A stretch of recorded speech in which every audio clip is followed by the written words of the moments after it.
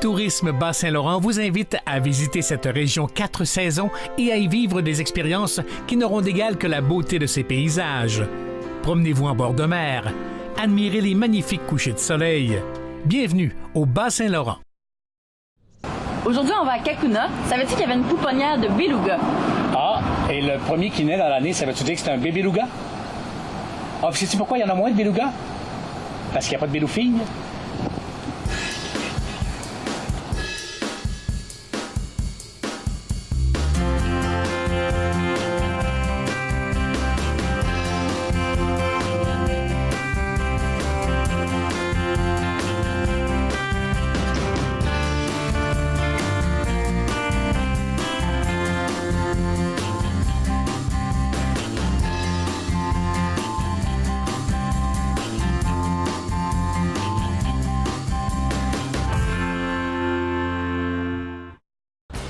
La route des navigateurs. Un tronçon routier qui longe le fleuve Saint-Laurent dans les régions touristiques du centre du Québec, de Chaudière-Appalaches et du Bas-Saint-Laurent. À bord de notre super Westphalia, Eliane et moi vous invitons à en parcourir chaque semaine un tronçon et découvrir la route des navigateurs à travers quelques-unes des municipalités qui la composent. Souvent, le patrimoine bâti de celles-ci, voire même la manière de vivre de leurs habitants, ont été façonnés par l'influence du fleuve. Bienvenue sur la route des navigateurs. Aujourd'hui, Eliane, direction Cacouna, juste un petit peu à l'est de Rivière-du-Loup. Cacouna Matata, comme C'est ça, à peu près, tu sais. Ouais, je m'en vais visiter l'église de Cacouna, qui a aussi une partie qui a été aménagée pour la bibliothèque municipale. Il paraît que c'est vraiment magnifique. Oui, puis l'église qui est patrimoniale en même temps, tu devrais trouver ça très beau. Sûrement. Moi, je m'en vais voir. Tu sais qu'à Cacouna, il y a une réserve malécite. Oui. Il y a même le siège social de la Première Nation des Malécites de Vigée qui est là. Je vais rencontrer M. Pierre Moret, qui va me parler de l'historique des Malécites et tout ça. Et on va visiter, en plus, la boutique d'art Malécite. Et on va voir des capteurs de rêves. Ça, il paraît que c'est très utile pour les enfants, notamment. Ben, tu m'en amèneras un. Oui, ça capte les cauchemars et ça laisse passer juste les beaux rêves. On va toujours rêver juste à toi. Bon, ben, go.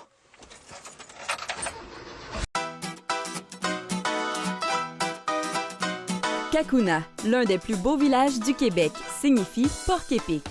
Y en avait-il à profusion? C'est l'une des hypothèses pour expliquer le nom que les Amérindiens lui ont donné. Chose certaine, le réputé poète québécois Émile Nelligan, auteur des vers bien connus « Ah, comme la neige a neigé », y a séjourné avec sa famille à plusieurs reprises. À Cacouna, c'est la nature qui prime avec le marais de Cacouna, qui renferme des milliers d'oiseaux. Ah oui, si quelqu'un vous salue en vous disant « Koué », c'est un membre de la Première Nation des Malécites de Vigée. Bienvenue à Cacouna.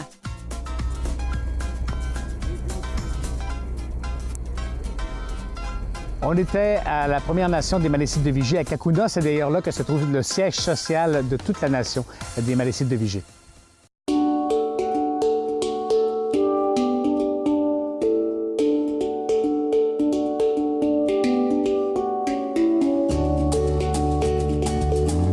Bien, la présence malécite est connue depuis les années 1600, depuis les premiers voyages de Champlain qui avaient rencontré sur les montagnes au sud du fleuve les Etchemins, parce qu'ils les avaient rencontrés près de la rivière Etchemin.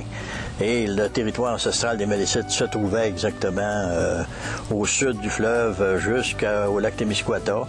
Et le fleuve Saint-Jean, qui est de la limitation, si on veut, sud-ouest, et la rivière Madawaska, qui se sépare maintenant les Malécites du Nouveau-Brunswick avec ceux du Québec. Bien, ceux du Québec, on est appelés ceux de Vigée, parce que c'est la dernière place où on a habité officiellement sur un territoire qui s'appelait la réserve de Vigée. À partir de quand le site de Cacouna est devenu important ou enfin vous a appartenu? Bien, Cacouna, c'est lors de qui nous ont été remis la réserve de Whitworth, en remplacement de celle de Vigée qui nous avait été enlevée en 1866. Donc, on parle d'environ 1870, ce qui a coïncidé avec le retour avec le petit territoire qui nous avait été concédé, un petit territoire administratif qui nous avait été concédé en même temps que la réserve de Whitworth.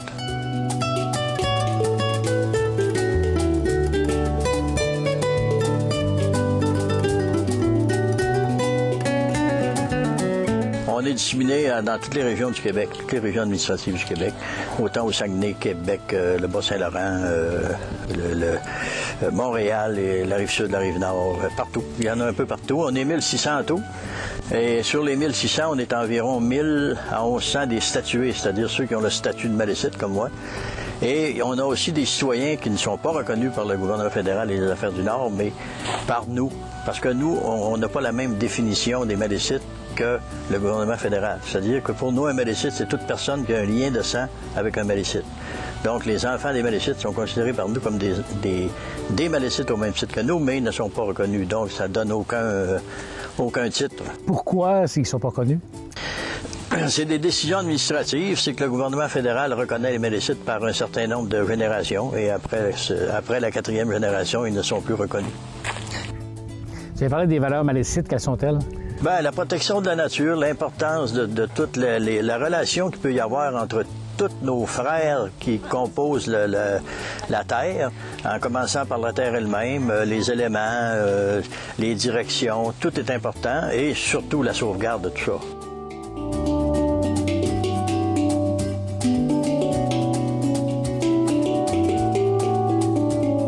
À l'occasion, on peut faire des cérémonies, mais la manifestation de, si on veut, la spiritualité est un peu laissée à chacun. C'est individuel.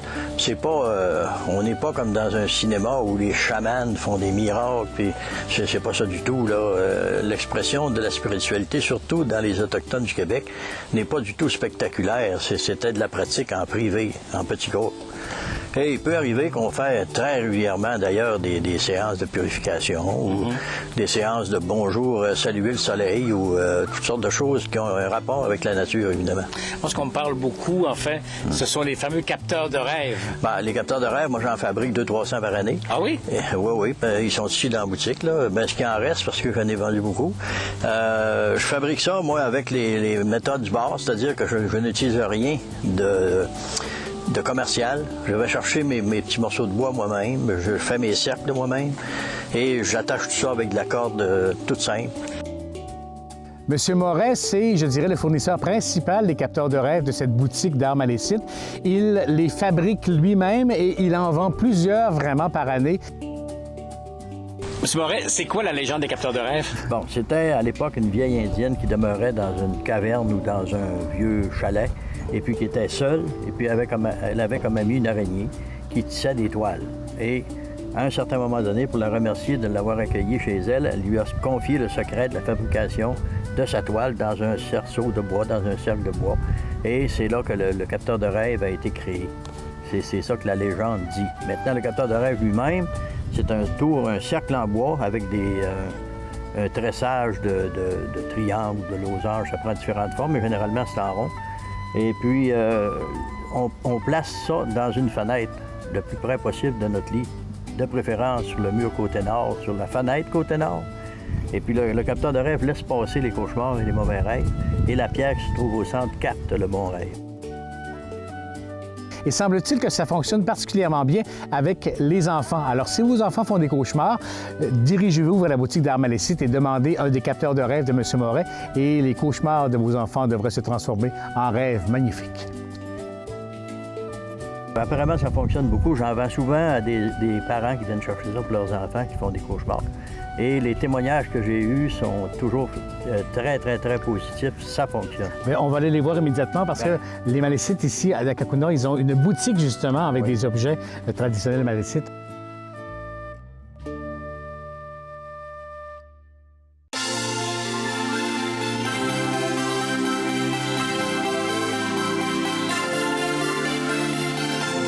M. Moret nous a fait visiter la maison Denis Launière, qui est divisée en deux parties. Il y a une section musée et l'autre section qui est plus boutique.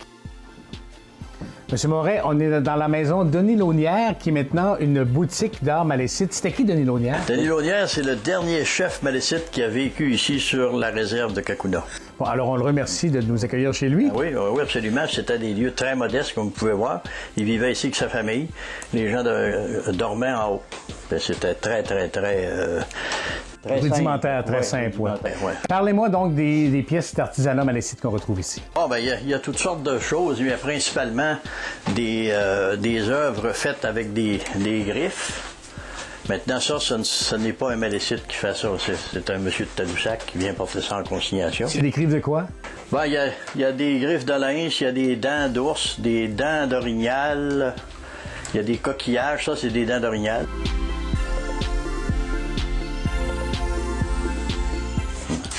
Et là, on a des capteurs de rêve en bas, ces fameux capteurs de rêve. Moi, je fais des capteurs de rêve en bois. Il n'y en a pas un que le cercle est parfait comme ceux qui sont en métal, comme ça. Il y en a en métal, là, ceux-là, c'est en métal. Mais moi, c'est en bois. Donc, le cercle est imparfait, puis c'est voulu comme ça. C'est la façon à moi de le faire. Ça rapproche le cauchemar de l'œil qui l'emprisonne, c'est ça? C'est la pierre qui capte le bon rêve.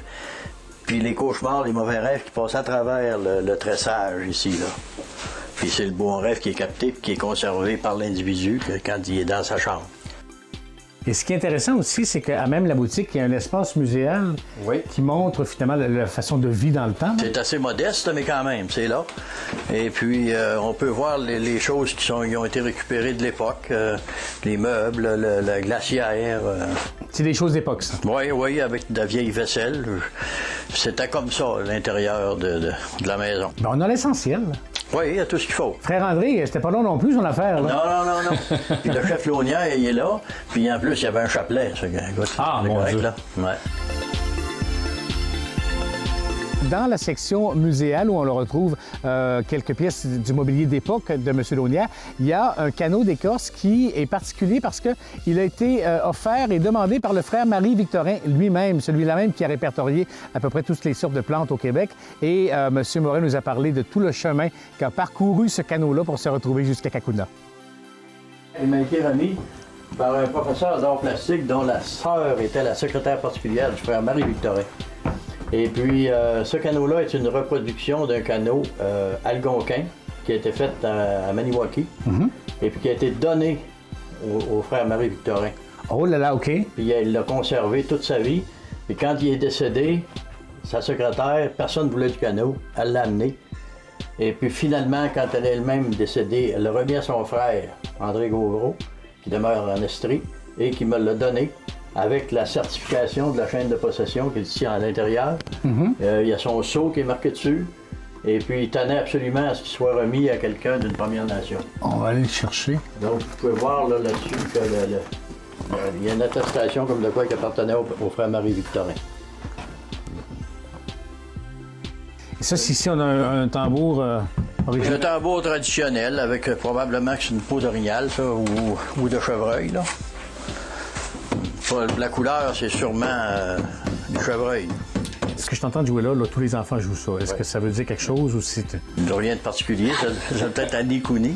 Ah oui, mon Dieu! Annie Cooney, ciao, Annie. Mais contrairement à ce qu'on peut penser, c'est une chanson très triste. Oui, c'est vrai, ben oui, j'ai su la signification. Qu'est-ce que ça raconte déjà? Père, nous avons plus rien à manger, etc., etc. Donnez-nous de la nourriture. C'est vraiment comment je dirais, une complainte? Une complainte, pour avoir de la nourriture. Mais à la fin, cette chanson-là a l'air plutôt festive. Est-ce qu'ils en ont trouvé à la fin ou c'est toujours la même chose? Non, c'est toujours la même chose. Toujours la supplication? C'est une litanie qui revient tout le temps. C'est presque toujours les mêmes phrases. Mais c'était au départ quelque chose de triste. Et ça, c'est beau. Ça, ma mère aurait aimé ça. C'est une marque, ça? Ouais. Hein? Mais moi, je me mettrais pas ça dans le cou. Elle doit être aussi vieille que moi. OK. On a ma version en beau deux. Merci beaucoup, M. Moret, de nous avoir reçus. Les touristes qui viennent ici peuvent se rendre ici à la maison de Denis-Launière, donc? Oui, et la boutique Mathieu Wescouen. Bien, ici à Cacouna. Qui vend l'artisanat à Cacouna, au coin de la rue de la Grève et de la rue du Quai. Et les gens, lorsque vous arrivez ici, vous dites « Koué », ça veut dire « bonjour ». Et les gens sont bien contents. Puis quand on dit merci, on dit « Wally One ». Comment? Wally One. Wally One. Wally One, merci. Alors, Wally One, M. Moret. Le siège social, la Première Nation malécite de Vigier, c'est vraiment un incontournable de la route des navigateurs parce qu'on en apprend beaucoup justement sur la Première Nation des Malécites et on peut se procurer également un capteur de rêve et oublier à tout jamais tous nos cauchemars.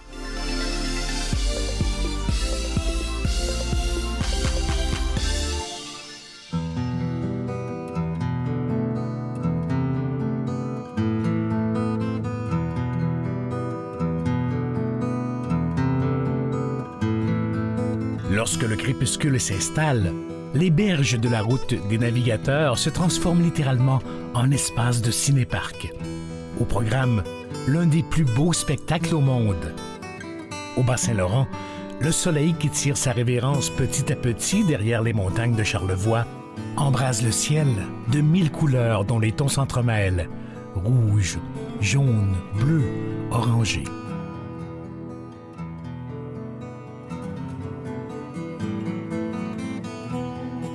Quelquefois en soirée, le fleuve et le ciel semblent danser lorsque se dessinent les aurores boréales.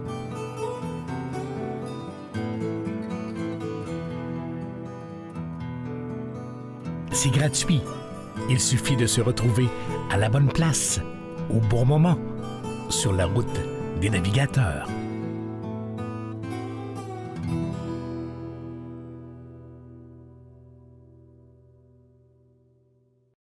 Les trouvailles d'Éliane, une présentation de la traverse Rivière-du-Loup-Saint-Siméon. Service personnalisé pour une traversée ou une croisière. Grand salon, bar, restaurant, espace pour les enfants. Merci à la traverse Rivière-du-Loup-Saint-Siméon.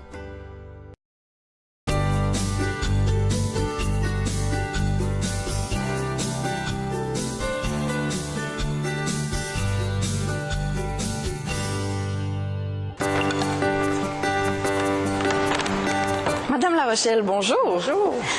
Parlez-moi de votre rôle au sein de l'Église de Cacouna. Moi, je suis la présidente de la fabrique depuis 8 ans. Alors, mon rôle, bien, c'est d'administrer, disons, les argents qu'on reçoit. D'accord. Pour bien entretenir notre Église, parce qu'on veut la conserver encore plusieurs années. D'ailleurs, elle est vraiment très bien entretenue. Oui, puis aussi, disons, on est fiers. Bien sûr. Puis, qu'est-ce qu'elle a de particulier, l'Église de Cacouna? Qu'est-ce qui fait vraiment un wow ici? Là? Ben, disons, c'est tout. En fait, c'est un tout, là, tout ce que vous voyez.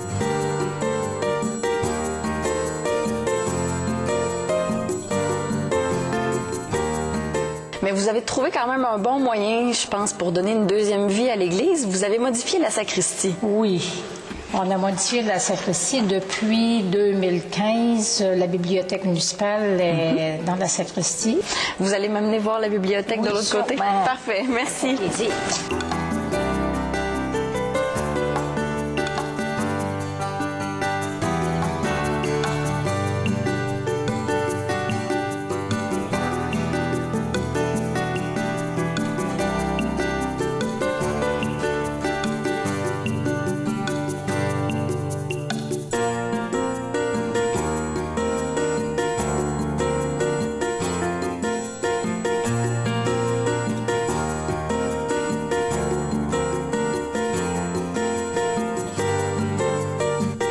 Ils ont tout laissé, les confessionnaux, les mêmes fenêtres. Ils ont juste l'éclairage. On a rajouté des fluorescentes parce que l'éclairage ne suffisait pas.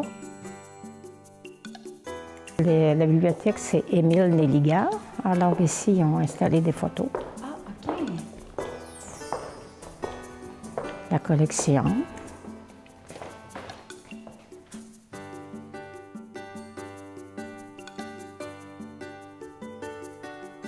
Merci beaucoup pour la visite, Madame La Rochelle. Bien, ça m'a fait plaisir. Merci. Le fleuve Saint-Laurent au large de Cacouna est une véritable pouponnière pour les belugas. Il n'est pas rare d'observer ces mammifères marins qui sont malheureusement menacés. Pêche et Océan Canada se porte à la défense du beluga en produisant des capsules de sensibilisation sur les comportements à privilégier en présence de ces mammifères marins. Lors de votre passage sur la route des navigateurs, vous rencontrerez peut-être des guides du réseau d'observation des mammifères marins qui vous sensibiliseront à la cause du beluga.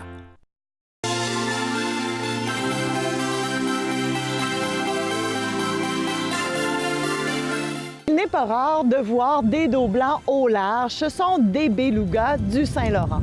En fait, une des particularités, c'est que sur la rive sud, ce sont presque uniquement des femelles accompagnées de leurs jeunes que l'on va pouvoir observer de Saint-Jean-Port-Joli jusqu'aux îles du Bic. et des femelles accompagnées des jeunes. On peut également en voir dans le fjord du Saguenay et dans le secteur aussi de Tadoussac. Les femelles vont venir ici, dans l'optique de mettre bas. Souvent, ça va être des femelles gestantes ou des femelles qui sont en train d'allaiter leurs jeunes. Et elles vont utiliser le secteur de la Rive-Sud parce que les eaux sont un peu moins profondes, un peu plus chaudes pour les soins parentaux. Donc, depuis, je vous dirais, une dizaine d'années, les scientifiques observent un déclin au niveau des belugas du Saint-Laurent. C'est d'ailleurs pour cette raison qu'il a été classé espèce en voie de disparition en 2014. Une campagne a été lancée par Pêche et Océan Canada en collaboration avec différents partenaires, le réseau d'observation de mammifères marins, le Parc marin Saguenay-Saint-Laurent et le groupe de recherche et d'éducation sur les mammifères marins qui vise à dire en fait aux plaisanciers, si on rencontre des belugas, s'il vous plaît, gardez vos distances. Souvent, les belugas sont curieux, ils vont venir nous voir, mais le temps qu'ils passent avec nous, ils ne le passent pas à s'occuper de leurs jeunes, à faire en fait leurs activités essentielles à leur survie.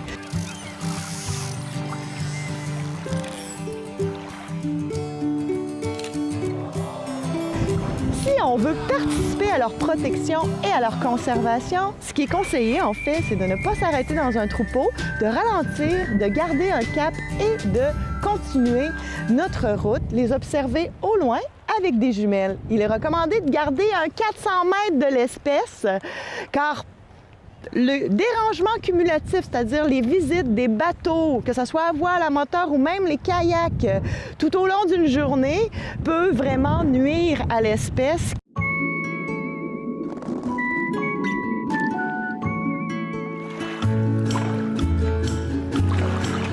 La campagne lancée par Pêche et Océan Canada et ses collaborateurs s'intitule « Prenez-en soin, gardez vos distances ».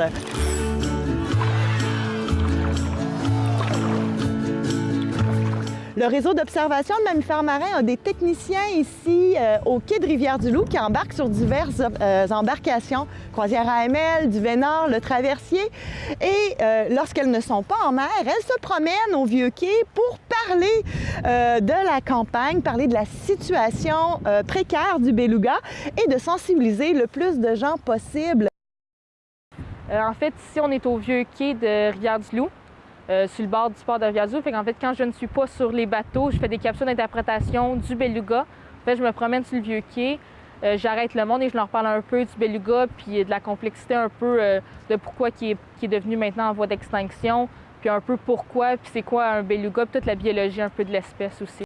Ici, on est vraiment dans l'habitat essentiel du beluga. C'est pour ça qu'on peut en voir beaucoup dans le coin. On a vraiment une horde de femelles qui vient ici à chaque année, puis qui viennent mettre bas puis allaiter ces jeunes et même les élever pendant tout l'été. On est vraiment dans le coin, surtout entre ici, Saint-Siméon, jusqu'à Cacouna.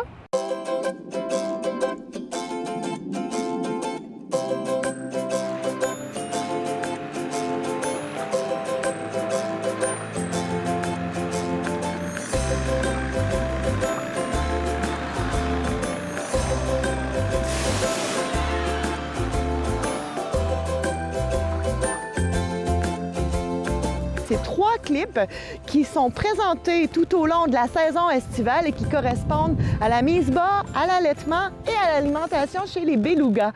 Donc, c'est à surveiller sur les réseaux sociaux, les 3 clips développés par Pêche et Océan Canada en collaboration avec le Parc marin Saguenay-Saint-Laurent, le réseau d'observation de mammifères marins, de même que le groupe de recherche et d'éducation sur les mammifères marins à Tadoussac.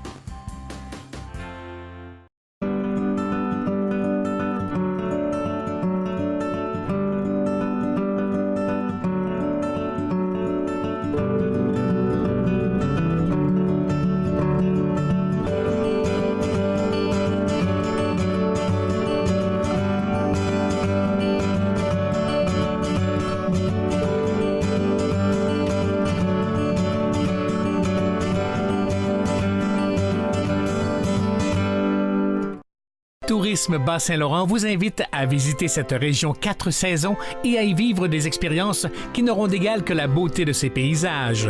Promenez-vous en bord de mer, admirez les magnifiques couchers de soleil. Bienvenue au Bas-Saint-Laurent. Un autre de mes coups de cœur de la route des navigateurs se situe ici. On est entre Cacouna et l'île Verte. Alors, vous êtes sur la route 132 et lorsque vous voyez une affiche indiquée Parc côtier Kiskoutouk, vous la prenez, c'est vers le fleuve, donc vers le nord, et vous arrivez invariablement à cet endroit que je trouve, moi, extraordinaire pour plusieurs raisons. D'abord, il y a le marais où on retrouve des quantités innombrables d'oiseaux de toutes sortes. Et là, si vous regardez, vous ne verrez probablement rien. Il suffit simplement d'être calme, d'être un petit peu patient, d'être surtout silencieux. Et là, la nature va vous donner ce qu'elle a de plus beau. Derrière le marais, il y a évidemment le fleuve, dans un endroit qui est particulièrement étroit entre la rive et l'île Notre-Dame-des-Sept-Douleurs qui est derrière. Et d'ailleurs, c'est dans ce secteur-là que chaque année, on présente le Sentier de la Bouette. C'est qu'à une certaine période de l'année, l'endroit s'assèche complètement. Alors, les gens traversent de la rive à l'île à pied, dans la boue, finalement, dans la bouette. C'est pour ça qu'on appelle ça le Sentier de la Bouette. Et tout à l'heure, on entendait les gens sur l'île Notre-Dame-des-Sept-Douleurs faire des rénovations sur leur maison. Donc, on entendait des coups de marteau. C'est extraordinaire d'entendre des gens qui travaillent sur une île alors que nous, on est sur le continent. Ça fait partie des beautés de la route des navigateurs. Ça fait partie de mes coups de cœur.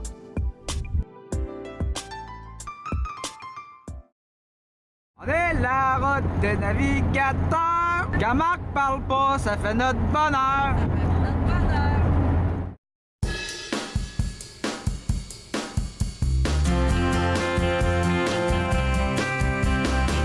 J'ai adoré écouter M. Moret me parler de l'historique de la nation malécite de Vigier-Cacouna.